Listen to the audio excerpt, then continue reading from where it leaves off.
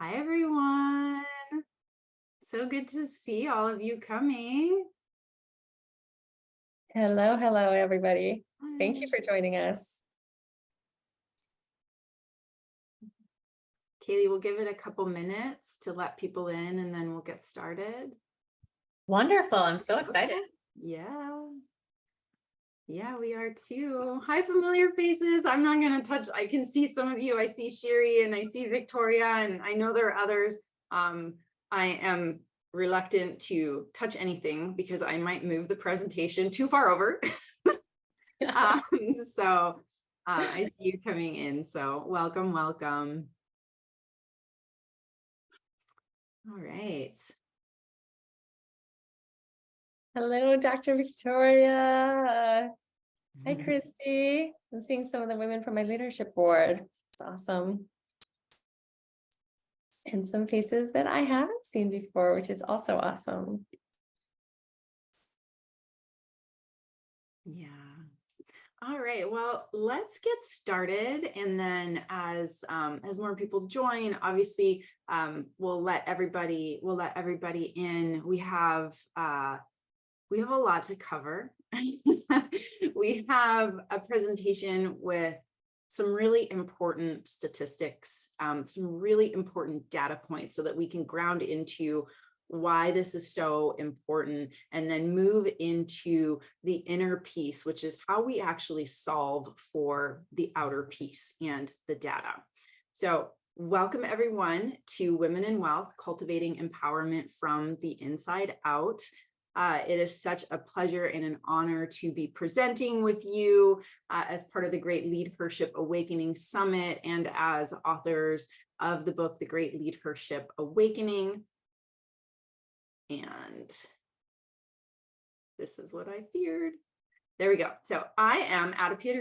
I am co-founder of Women of Wealth. I'm also a real estate investor. I've been in finance more or less since I was 18 years old, finance and entrepreneurship in various forms and roles. I've worked in banking and private equity and real estate, in insurance, hedge funds. I've worked in a lot of different areas, and I've really landed on the importance over time of not just financial independence for the sake of independence as women, but for the way that it allows freedom to be, freedom to achieve, freedom to have, freedom to accelerate an evolution, right? The ability for us to self-actualize comes from a good, strong financial foundation. And that's the foundation from which we have built WOW, and with my co-founder, Jennifer.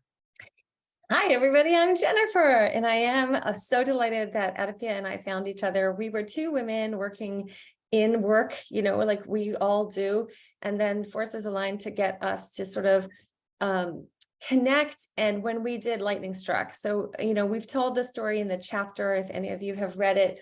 But really what it, kind of was about was 4 or 5 years ago, even before this movement started, there really weren't forums for women to have conversations granularly about money. Believe it or not, only 4 or 5 years ago, there just weren't really good forums for it. There were groups for women to connect, but not actually granular forums for conversations around wealth.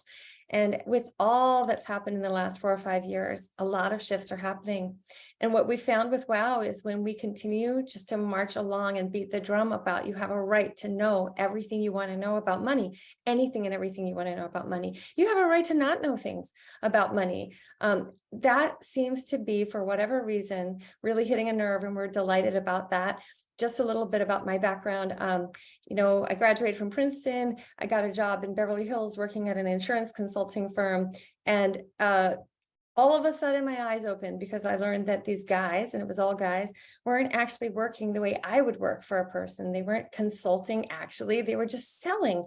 And it was a big eye opener as this kid out of college to see, these avuncular figures that we've entrusted actually having self-serving inner directives. And with that, the lightning struck for me in terms of, wow, this is really messed up. So I hung around for a bit, learned some things, and then eventually launched my own firm doing things the way I think they should be done in the insurance space. That was in 2012. Quantum is a consulting firm in LA. We have clients all across the US. And as I've continued to elevate within my sector, of the 200 top producers in the country, 8 are women. So that just gives you a sense of how rare it is to have women who do what I do. I've learned that asking questions and not being intimidated to talk about things I know or I don't know yet has been sort of the secret to my success. So I think AdaPia and I are just so passionate as, 2 women in finance to spearhead more women diving in and getting rid of any of that shame that has in fact been what's really held us back. Mm-hmm. And so with that, let's talk about then, now, and also a little bit about the future. So way back when in 1974, which was not that long ago, women finally, for example, earned the right to apply for individual credit. Now, women could not apply for their own business loan until 1988. That is insane when we think about how much small business drives the economy in the US, and at least 50% of that is women. So it was not that long ago that we weren't even able to have our own credit cards or even sign our own bank account. 1974, less than half of the women were in the workforce, and only a very small percent, 12%, were breadwinners for their families. Now, around 2021, we're at this point where women control 60% of wealth in the US and 85% of consumer spending. Over 75% of women are in the workforce. We know that. We actually know also more recently that there are more women graduating college and university than men. And about 40% of women are either the sole or primary breadwinners for their families. So we have come a very long way, despite ongoing challenges and setbacks, which we have been experiencing, especially in the past couple of years since the pandemic.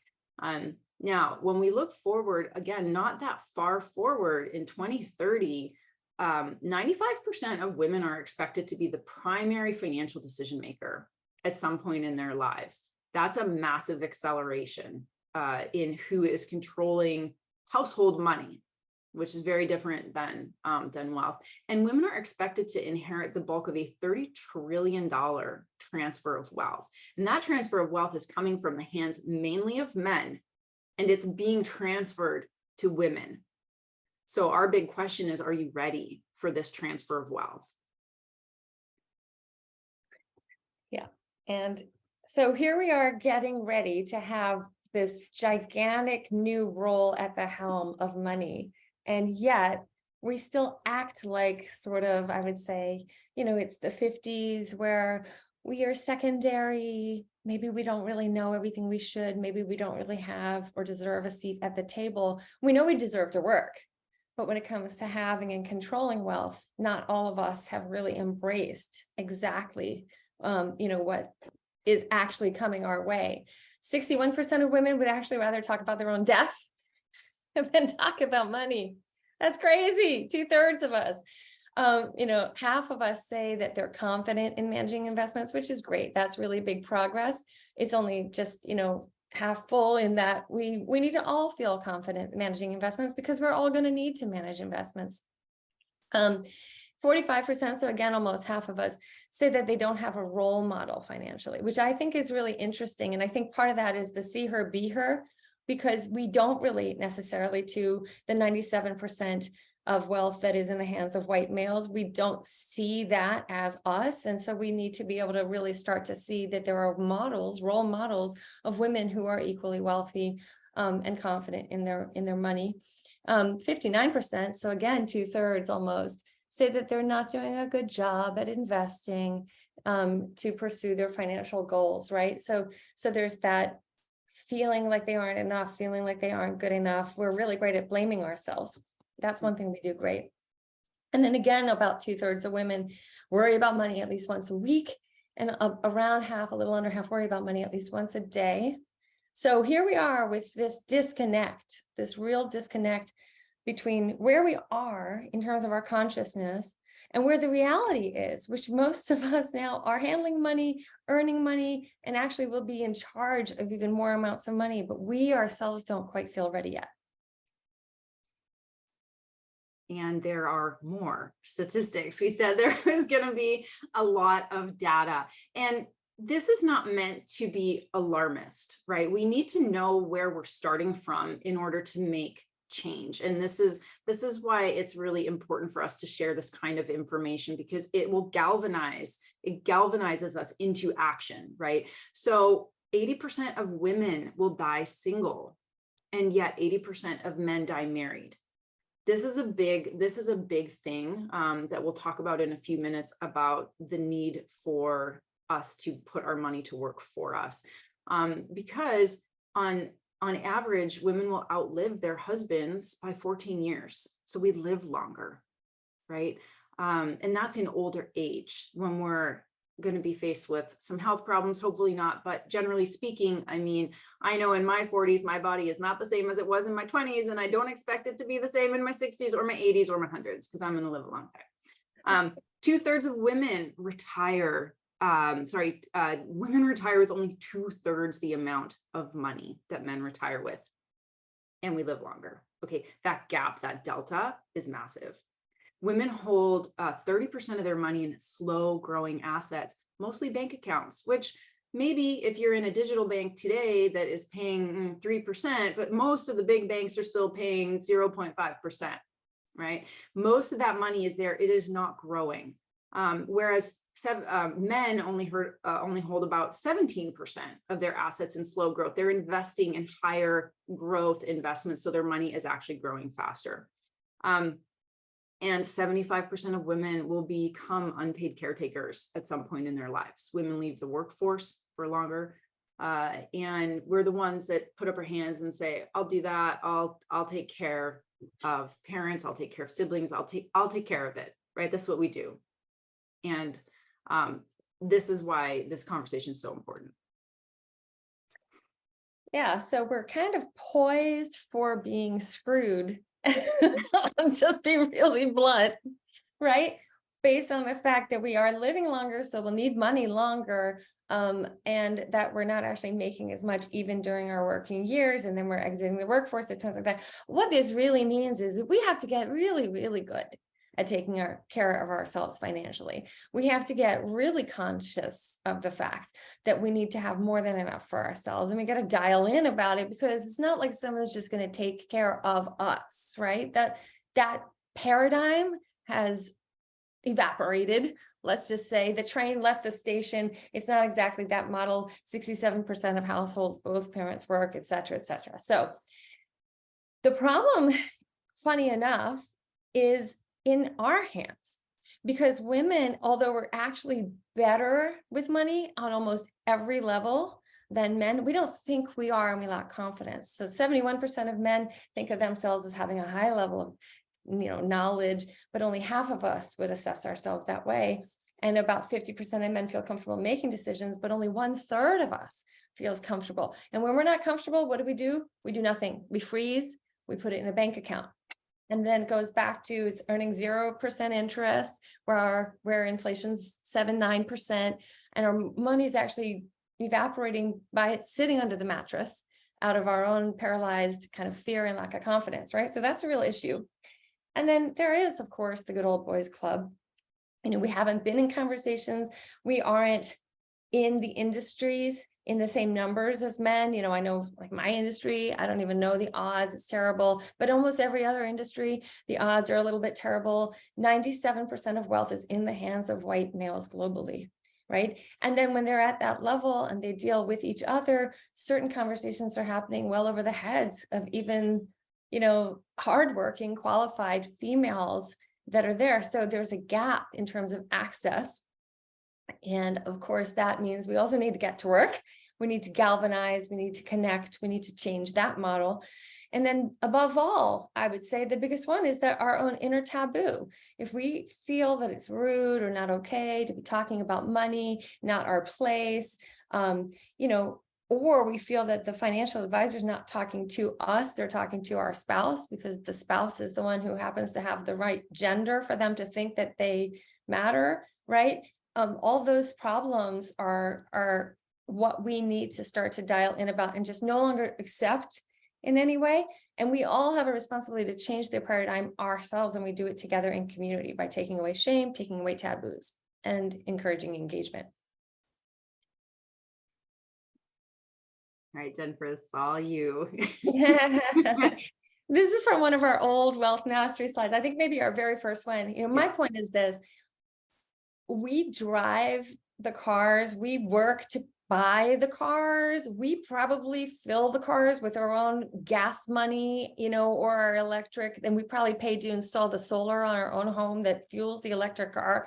Like, we've pretty much gotten in the driver's seat on every level you can think of.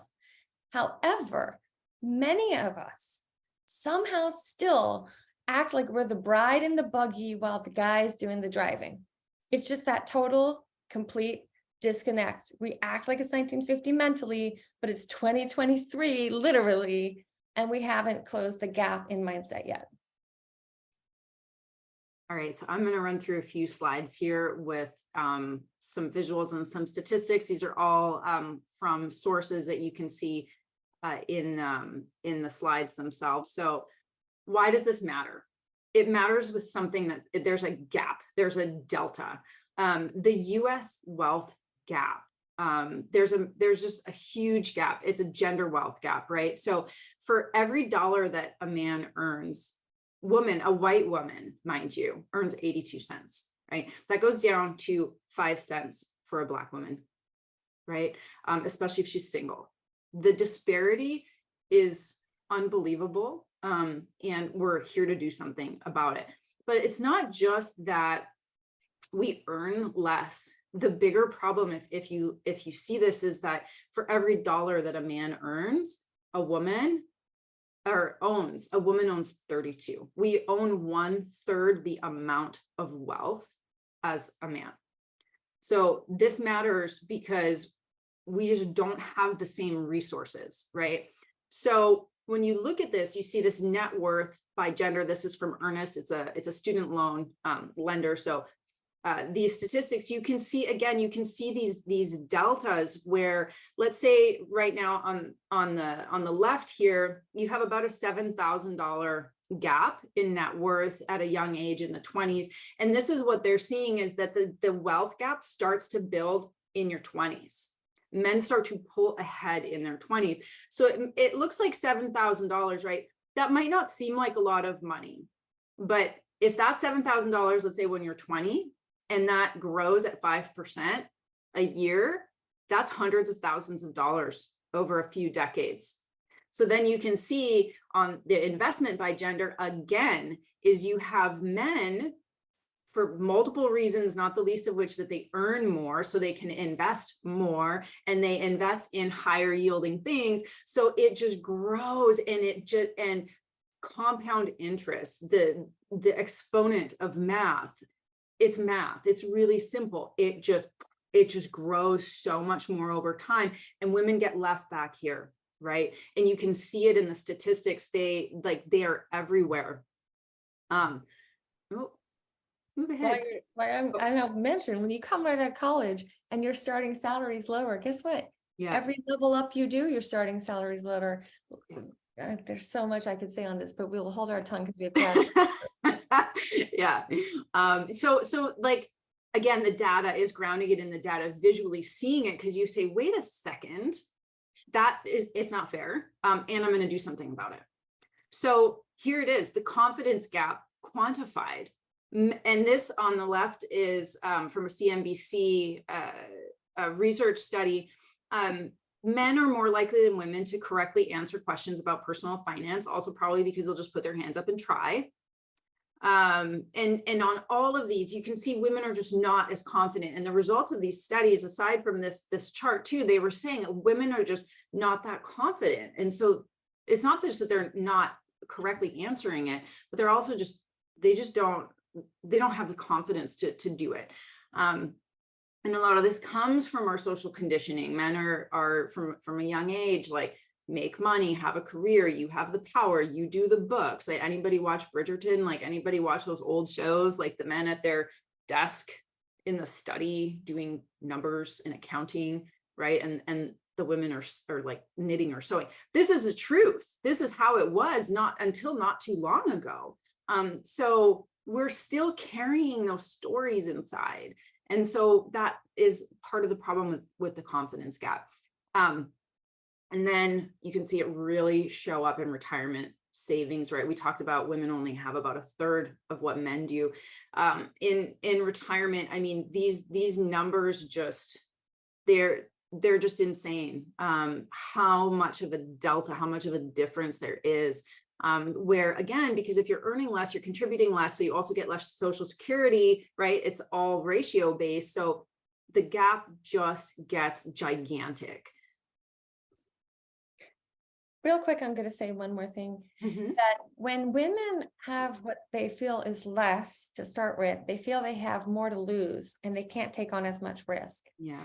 And when I said women are better with money than men in almost every single category, the only category we aren't as good as men in, number one, is having confidence in ourselves, even though we should. And number two is taking on adequate risk. And you can have empathy when you look at this and you say, well, this guy graduated college with $7,000 extra compared to me. So he could take a couple risks, and even if he failed, he could fail upward and have a 50% margin for error and still end up landing on his feet. So women, you know, we're not completely crazy to feel like, well, I don't know, I have to get it exactly right, or I could be really in trouble. But the problem is that has a paralytic effect. And the other issue is there's access to really good resources. We don't have to just be deers in headlights. You know, we can surmount it just by getting active. Yeah, and just to put some other numbers to it, like this difference in retirement from this Teachers Association, Teachers Annuity Association, they're looking, I have the numbers here, for participants that are aged 65 or older, the men's median balance is 490, so call it 500,000, and the women's was 200, statistically, right? So, you know, Jennifer, you want to take this slide here? Like the math is exponential on this. Yeah. So, you know, if you kind of start really thinking about how you want to look at the math on this, right? We will miss out, okay, on a total average of over almost $500,000 in earnings, even if we're working full time, just because we're paid less to begin with, okay? And we're going to miss some time in the workforce because of the fact like that 75% of women will become an adult caretaker at some point in their lives, just for example, right, for 2 years or longer. Then the men are also getting to the point where they're keeping more of their money and they're getting better returns. And so they have more money and then they can invest it. And so there's this winning cycle, right? And meanwhile, okay, we who aren't engaging, we aren't having the confidence. So even of what we are getting, we're not leveraging quite as effectively, results in an average 1.6 million loss of retirement savings comparatively for women, okay? But remember, we live 5 to 14 years longer than men. And we're, you know, even when we get older and we go into long-term care, we last in long-term care a lot longer than men. Okay, men, it's average, it's like 2.5 years, women, it's 7+ years. So if you look at the delta between what we start out making, what we grow it to, and what we have, and how long that needs to last for us, that goes to the math of why I said we're kind of positioned to be screwed. If you want to keep it in really simple jargon, unless we change, unless we get active. We cannot be passive. We cannot be in the buggy seat on the side of the motorcycle. Got to drive the car. Yeah. Let me make sure. Yeah. So here's a result from a financial wellness survey from Elevest, and it says women are now 3 times as likely as last year to see financial wellness as critical. It's second only to mental wellness. A lot of this change in our awakening into why our financial welfare is so important happened throughout the pandemic. And I see it actually as an extremely, not only an extremely important awakening, but the pandemic really put it in our faces of why we need to pay attention to this. And this Elevest study from 2022, they've been doing it for a few years, really drives home what has awakened within us. Yeah, absolutely a moment. I mean, I can just tell you, even in the last few years, AdaPia and I, when we've launched WOW, we've experienced a synergy and alchemy, to borrow a word a dear friend of mine put to it, where we are getting really conscious. Like it's palpable, it's everywhere, which is really great, right? Things start by internal changes, and that gets us to, what can we do? What can we do given the problem? Well, the first thing is identify the problem. Thank God we're clear on it now. Hopefully you're crystal clear after watching this presentation, right? The numbers don't lie. It's not an opinion. It's not a perception. Okay, it's a reality, which is great because once you know it, you can change it. Okay, so number one, it's moving away from any of that self-blame. We talked about how we're so good at blaming ourselves. We're too good at blaming ourselves, actually. We internalize far too much, and we have to stop internalizing because that's where we get into the paralysis. We do have to learn from men some of the healthy things that they do, which is learn about how to get into action mode, right? Externalize a little bit, take some risks, go ahead. But most of all, just talk to yourself first about this whole situation with compassion and honor, like, what's going on? Are you feeling abundant? Are you feeling trapped? Well, you have to honor the feelings before you can do anything about them. You can also do the kind of reflecting and conscious inner work. And there's so much that goes into doing conscious work. There are financial therapists, there is coaching, there are resources, there's meditation. There's so many different pieces to the internal piece. But I think when we really, really get deep about the internal piece of it, something starts to shift and heal. I can't even explain exactly how come, but I think something about it energetically is about taking on more than we were supposed to, attaching to these limiting beliefs, these traps and these paradigms, and choosing to participate with them, just somehow like catching it like a cold, rather than resetting to your inner right to abundance that every single soul, every single spirit can claim, regardless of gender. And like getting into that place through self-inquiry and self-reflection, I think is really, really important, because then you can, like we say in the book, you can start to think like, wow, holy cow, I'm acting just the way my mom acted, because that's what I copied. And I didn't even see it until I could start to just get clarity and reflect. And then once you see that you're just copying something, then you can sort of choose that you don't wish to copy it. And then you're at a great place, because then you can just get into, action mode, which is typically more effective because it doesn't have the same charge that sometimes our emotions will bring into something, such as fear. Limiting beliefs and fear can have a real charge to them. Okay, and then, so I'm rushing through things that you can do, that each of these you could take like 6 months to do, just any of all of these things, or you can fast track it. It doesn't have to be slow. But then you also can just start to actually like take stock of where you really are, right? Instead of being like, I don't want to look because it sucks and it's probably bad, I'm just going to hide my head in the sand. No, you can just like get a real look at it. Like, I'll tell you one thing I know is most people have less in their retirement accounts than they think that they should. And most people assume everyone else has a better situation in their retirement accounts than they do. And the nice thing is like once it's everybody like looks under the hood, it's like, oh, right. Everyone's kind of doing maybe not as well as they think they should, but they're aspirational and they want to do better.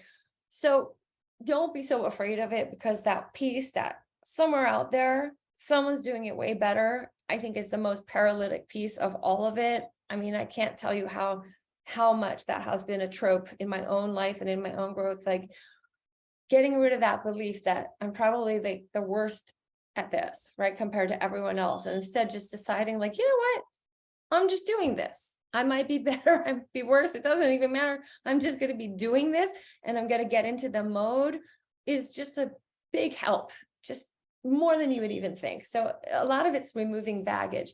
But then once you're able to remove the emotional charge to it, actually take a look. Try to start figuring out, okay, well, what do I have? Do I have a home? No, not yet. What do I want? How much do I have in my retirement? Getting that level set, because then once you have your foundation, you know where to go next. You know what you need to start to try to get help with. You can start then bringing in resources as far as advisors or tools, which are myriad today.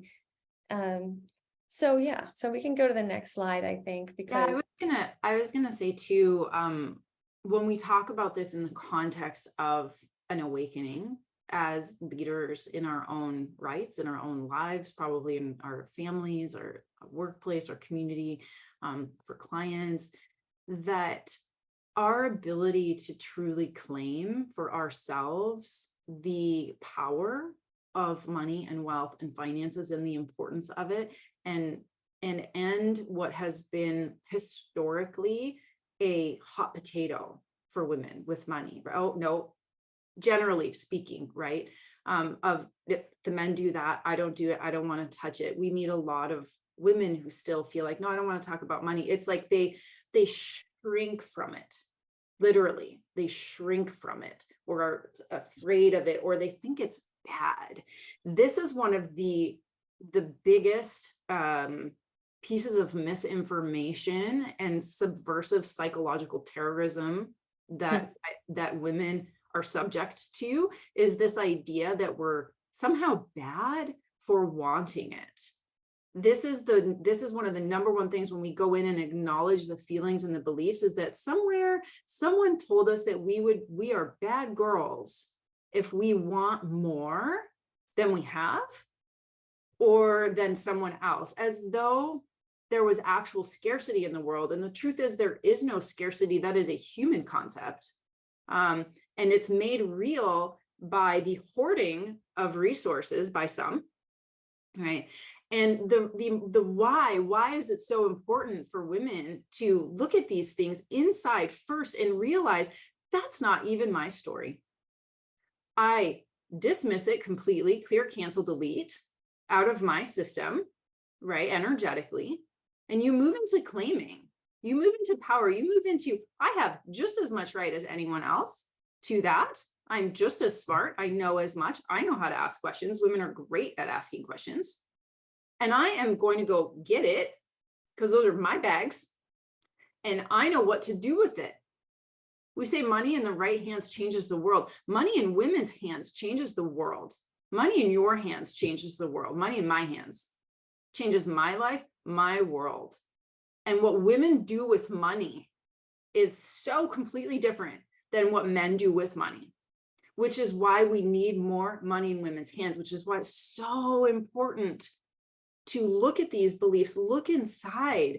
And it might be uncomfortable. It was for me, and I've been in this industry. I had the same shame. I had the same stories. I had the same set of beliefs, because it wasn't that long ago that, my mom wasn't allowed to walk into a bank by herself. So it's okay. Like, the amount of compassion that we have to bring for ourselves is equal to the amount of courage that it's going to take us to go and do this important work, because it's the days of a separation of spirituality and finance that is also over. It's gone. And we have to be the ones who claim this for ourselves, and we become the be her when others are seeing her. And we're fond at WOW of saying that it's time to shift out of working for my money and moving into my money works for me. This is the kernel, the nexus of investing or of finance. Like, I know trading time for money can work in the beginning. We have to get started. Having an income is important, mind you, but when we can put resources to work for us and have those resources pay us, it's like the fairy godmother, right? I want a fairy godmother that is paying me so that I'm free. I'm free to pursue passions. I'm free to spend time with my family. I'm free to volunteer. I'm free to do whatever it is that I want to do. And this is really, really important here about the financial assessment, because you don't have to have $1 million today to start, right? We start with where we're at. absolutely. I love that. Oh, AdaPia, I think we're going to take that clip and we're going to use it probably on the WOW website. I think you really got fired up and nailed it, and everything our hearts are about. I also just want to share with you the one piece is, because sometimes people will ask us, like, great, I'm fired up. What do I do now? Right? And obviously, yes, you get into resources and advisors, and you start to read and you think and you talk and everything. And the number one piece, if I can share anything, is we have to claim the right to make mistakes. We have to claim the right to get it wrong. And when you talk about the psychological subversiveness of all of this, and the whole way that we've all been kept, like, be the good girl, get the A, and we all do all of that, right? That is super dangerous for us as high performing women, because what happens is we get into perfection mindset, where if we get it wrong, or if we get it even anything under, 99%, we failed. And we have to claim militantly our right to take action, even if we mess up, even if we are wrong, if we fall flat on our face, if we look stupid, if we sound stupid, if we lose money. You have to actually claim the right to lose money, to get dirty, to get messy, get mud on your face. Because once you actually do that, you take away the fear a little bit. That is the only thing really, really holding women back. Our capabilities are boundless. So, AdaPia, if you want to read this, or I can, but these are our core beliefs at WOW.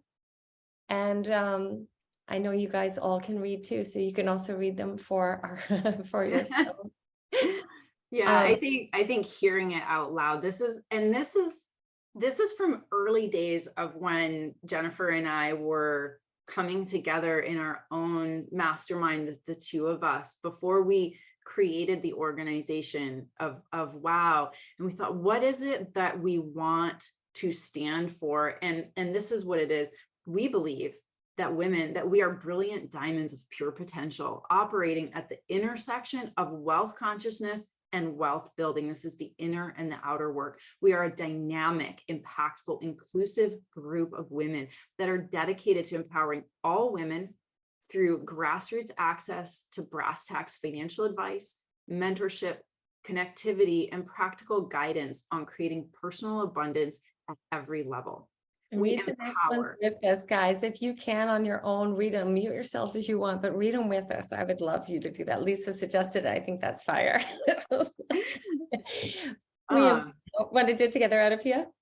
Oh, sorry, I'm not watching the chat. Is that what somebody asked? Yeah, you and I can do it. Let's do it together. Ready? Okay. 1, 2, 3. We empower and hold each other accountable to the financial independence, power, and impact we're here to make in this world.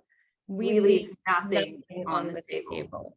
We are wealthy in mind, body, soul, relationships, health, and our financial accounts. Because we go get our bags. Yeah. I see the dancing. Go get those bags. Okay.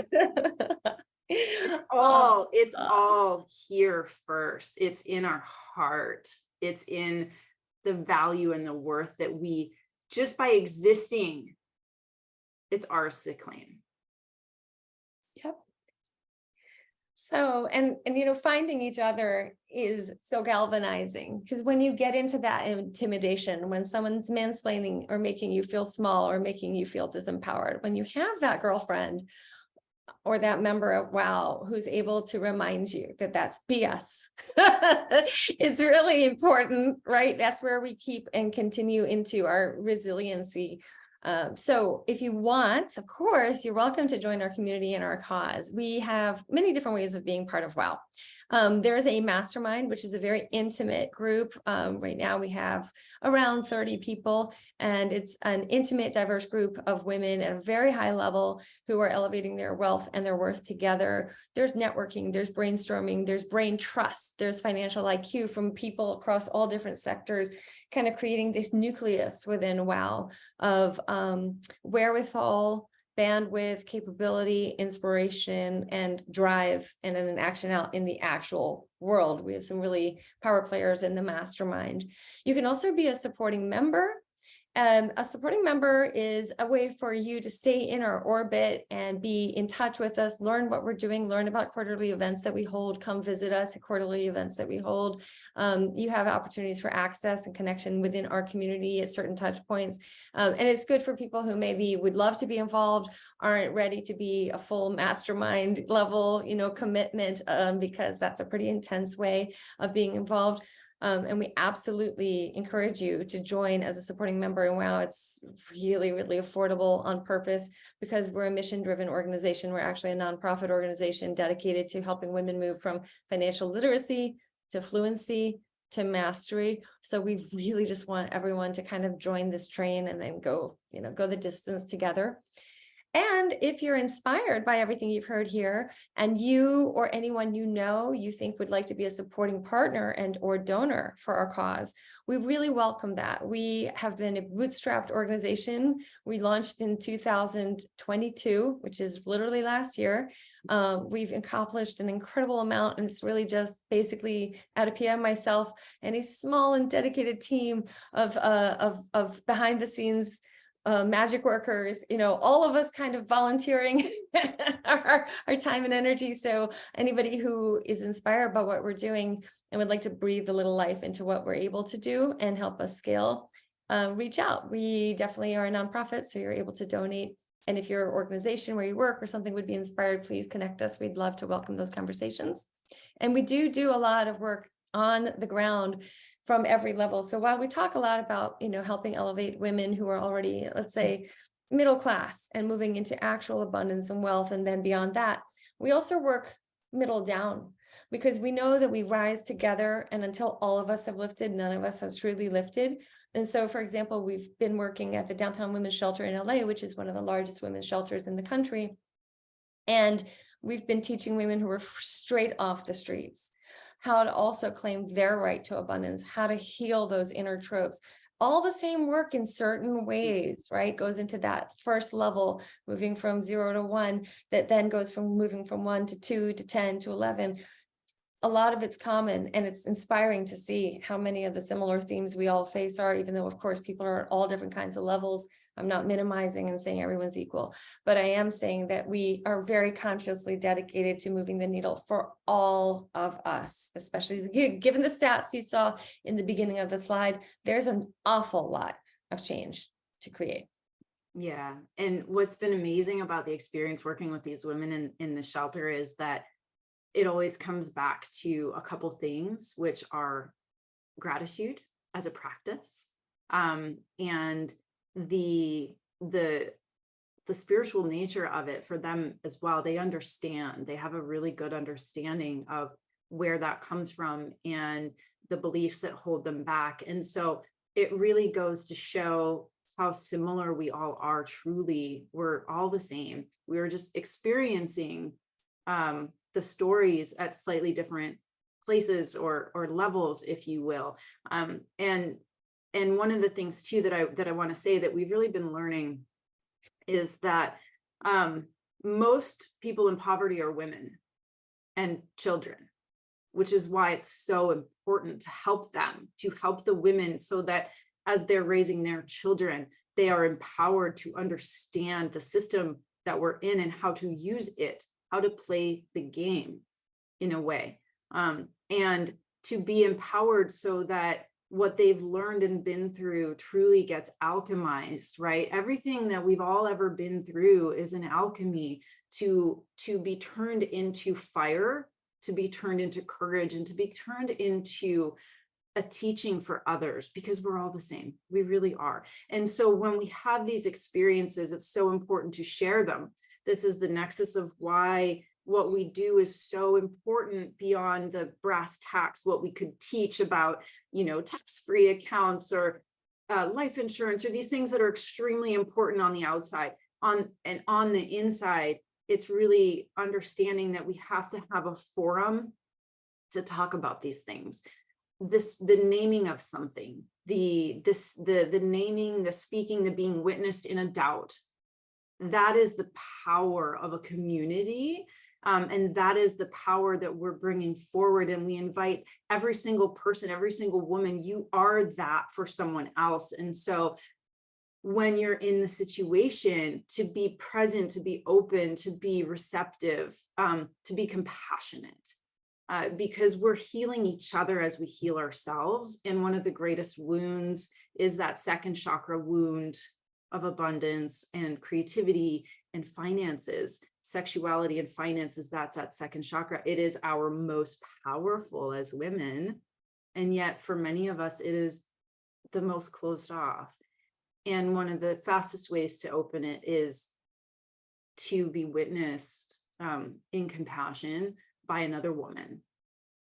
So this is the work, and we're already all doing it, and you're all doing it by being here. And we're so grateful for you and for your time. And this is a picture from our book launch with Kaylee, and we are beyond grateful to be part of this community, to have a chapter in the book. And thank you all so much for your time. We'll open it up to a conversation and some questions. We love to interact. So I'm going to stop sharing, and that way I can see all your beautiful faces. Hey guys, hi. I have a question. AdaPia, good to see you. Jennifer, good to see you here. So when you give advice to women who have never invested in anything, what is usually maybe the number one or the easiest way or industry to get started in with an investment? Oh, what a good question. So my background is risk management. So when I'm looking at a person who comes to me, I'm looking at their situation and I'm figuring out from that, where are they? It just really depends for each person, right? Like, let's say someone's young, has no children, they don't need insurance, really. I would say, go make sure you're doing your 401k, getting those matching bags, right? And then if you're getting matched only up to, say, 4%, don't invest 8% in the stock market. The stock market is just like a mess. Like, find another way and start taking some of that into something smarter and get connected and learn. And, there's like a learning curve on just learning how to think critically and evaluatively. Like, we're taught, just put it all in your 401k. Well, that's actually not very sophisticated advice, and is actually extremely self-serving advice. Yeah. So learning that you can't even really just take the advice of that guy who shows up at your office and teaches you about your Transamerica fund, that might not actually be the end all be all of advice. It's just like the beginning of it. And then gently, softly learning, like, you have a right to think a little critically for your own self. And you have a right to think and experiment and try some things. And it's a delicate thing because, sometimes I've been like, just have to trust yourself. But it's really difficult when someone's really brand new and you just feel like, I have no idea, I need help. But yeah, 401k, one big tip is don't fund your 401k beyond whatever they match. Reserve the rest and find other great avenues. There are all kinds of things. Another, with me being in risk management, if you have kids, if you're a provider and you don't have some of that worst case scenario risk covered, that's a little nuts to me, because you're operating with no backup and you're just skirting on the edge of financial devastation, which can wipe out so much more than the difference between an 8% or a 2 or 3% return. And we're talking devastating losses. So inexpensively and done at the right time in the right way, handling that worst case scenario piece is a really big part of setting up a foundation. Some people who are just barely staying afloat, at least if they're lucky and healthy, for really affordable prices, they can then make sure that generational wealth is a sure thing for their kids, so that you've automatically changed the game, and it's just about education and empowerment. AdaPia, I would love for you to vote. There are all kinds of I think there's so many pieces. I was thinking too, if you're at the point where you can invest, right? Because even before that is, do you have an emergency fund? Do you have something in place for the just in case? Because most of the financial ruin stories come from the lack of savings. And I believe the average in America of savings is like $400. I think the average American can't pay for a tire change if it were to happen, right? Which is why we're seeing the incredible buildup of personal credit, like the use of credit. Personal credit is back far beyond pre-pandemic levels.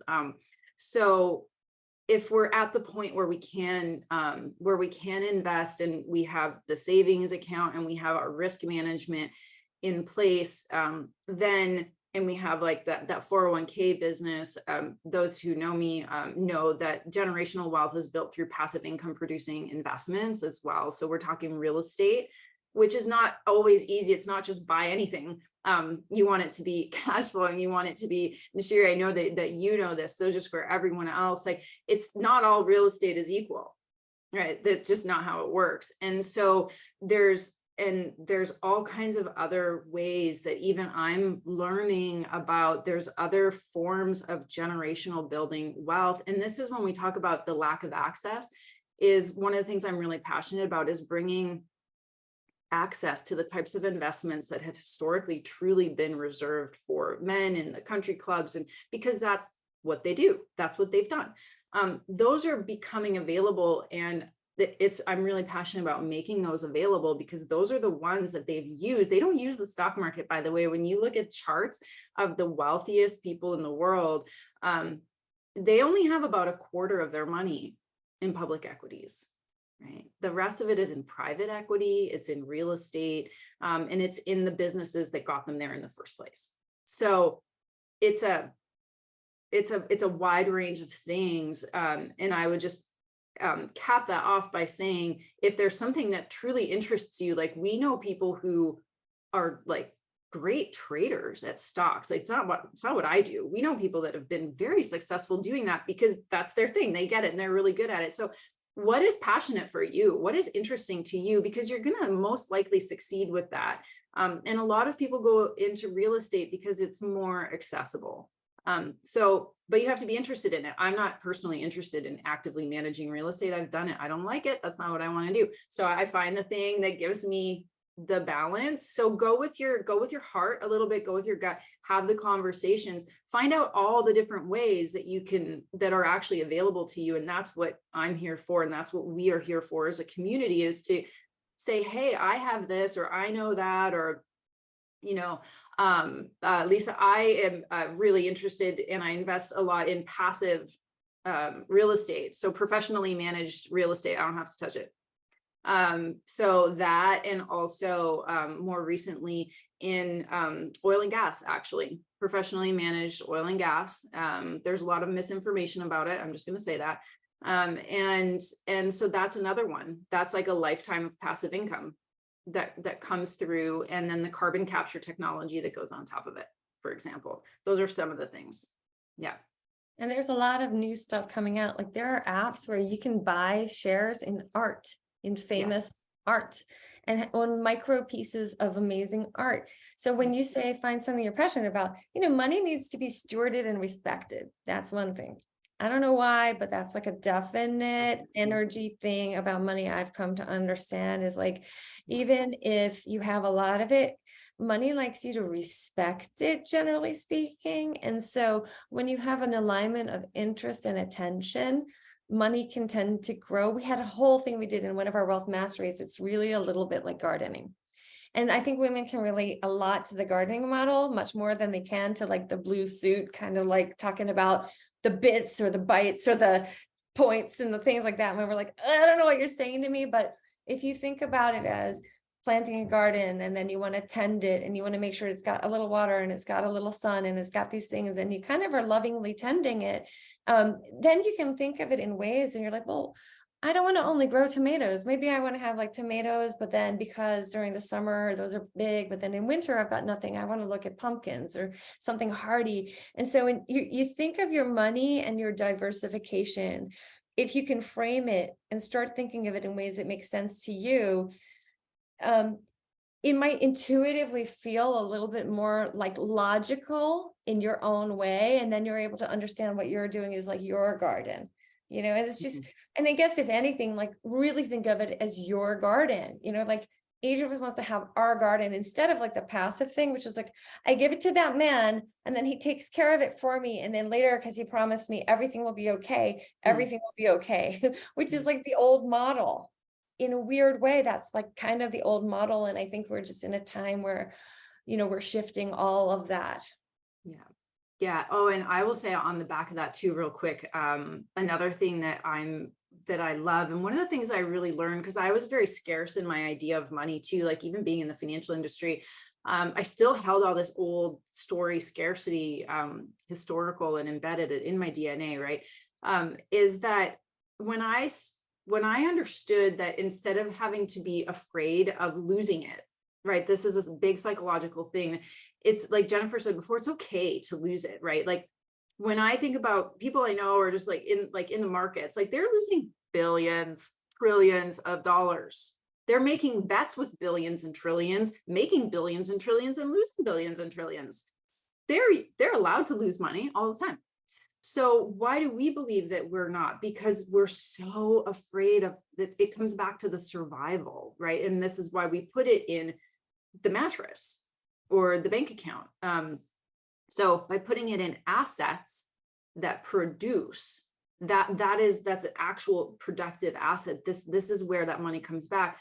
And what I started to see when this was coming back was that money is like the universe. It's expansive. Wealth is expansive. The universe is ever expanding. Energy is ever expanding. And so too is money and wealth. It wants to be put to work. I love putting it to work in venture, female founders. This is where we're making a massive difference. And when we're funding women who then fund women, who then fund women. And this is a different form of change. So there are funds out there that you can invest as little as $10,000, and they're investing in women. And venture needs it badly because only 2% of capital, venture capital, goes to women currently. So we're changing that too by taking money that I might be like, oh my gosh, I really need to put that in the mattress, and saying, I'm going to give it and I'm going to let it grow because it wants to be put to productive use. That's a belief. That's a thing that really was kind of an awakening for me over the past couple of years, was like that whole idea of safety, by the way, financially, is not an external thing at all. I will never end up on a park bench, even though I still believe it sometimes. I just will not. I will not let myself. Has nothing to do with how much money I have, because that can be completely evaporate. It's happened before. It's happening right now in the banks, right? Where is the safety? It's me. It's me. I am the safety. And that is like, I am it.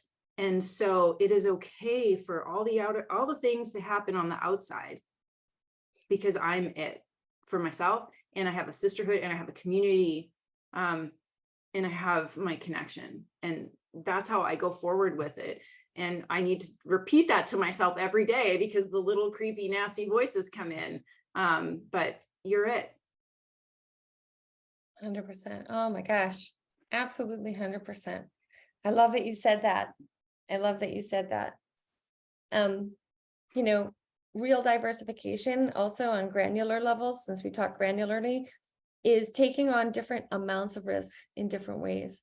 So when we talk about learning, there are things where you can literally get guaranteed returns, guaranteed, promised, like guaranteed, like literally you get 2% on your money, no matter what. You get X, Y, or Z, no matter what. Those things actually do exist. And then there are things like, well, you might make 30%, you might make nothing, and you might lose all of it. Okay.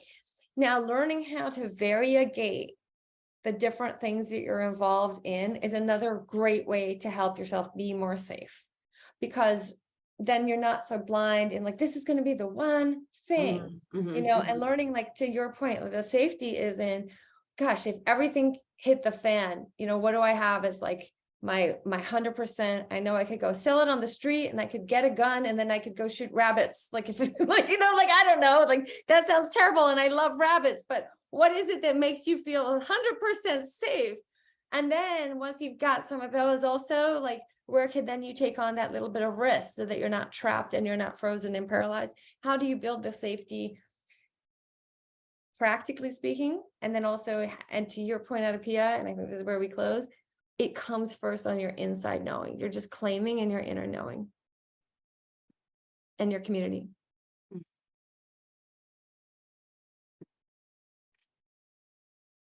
Oh, so with that, thank you all, those who are here live and those who are going to watch the replay, because this is the universe we live in. It lives everywhere forever and ever and ever. So we have just put some amazing energy out there. This is the awakening of grounding power through the mechanisms that have been used to keep it from us.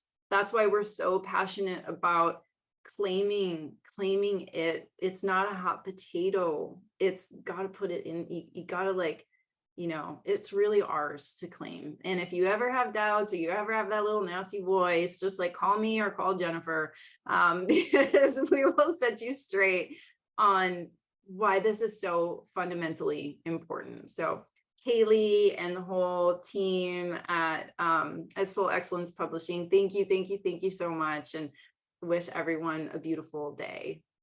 Bye. Thank you, everybody.